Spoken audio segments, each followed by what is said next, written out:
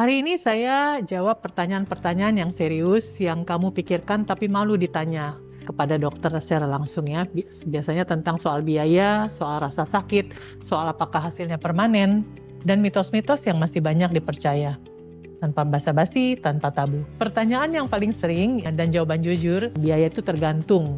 Biaya sangat bervariasi menurut jenis tindakan, kompleksitas kondisi, fasilitasnya, dan dokter yang mengerjakan. Jadi angka yang dipukul rata sering menyesatkan ya. Yang bisa saya pesankan adalah hati-hati dengan harga yang terlalu jauh di bawah pasaran untuk tindakan bedah serius. Jujur ada masa tidak nyaman, seperti disebutkan tadi, disebut video sebelumnya adalah terutama di minggu pertama. Rasanya mungkin lebih kencang, pegal, mungkin nafasnya agak merasa tidak tuntas karena seperti menggunakan korset di dalam yang tidak bisa dilepas. Tapi rasa tidak nyaman ini bisa dikelola dengan obat dan biasanya akan berkurang bertahap dengan berjalannya waktu. Banyak pasien bilang yang lebih menantang justru kesabaran selama pemulihan, bukan rasa sakitnya. Kulit dan otot yang sudah diperbaiki tidak akan kembali seperti kondisi semula.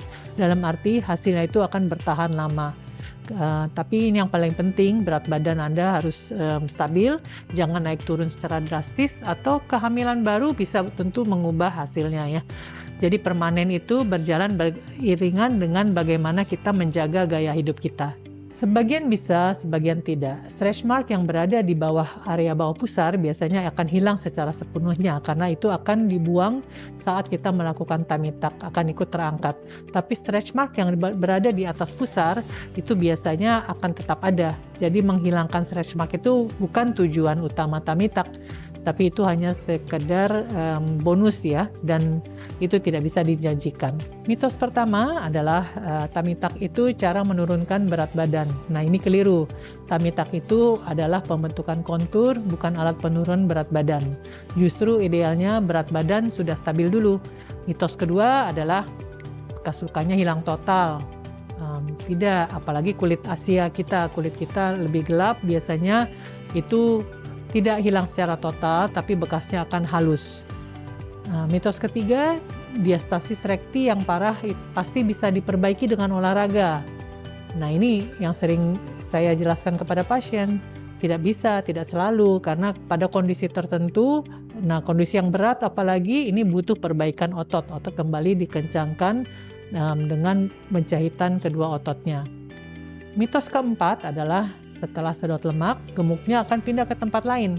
Yang terjadi sebenarnya soal bagaimana berat badan kita dikelola setelah tindakan. Bukan lemaknya berpindah secara ajaib ya. Jadi bagaimana kita menjaga berat badan kita supaya tetap stabil, supaya hasilnya akan tahan lama.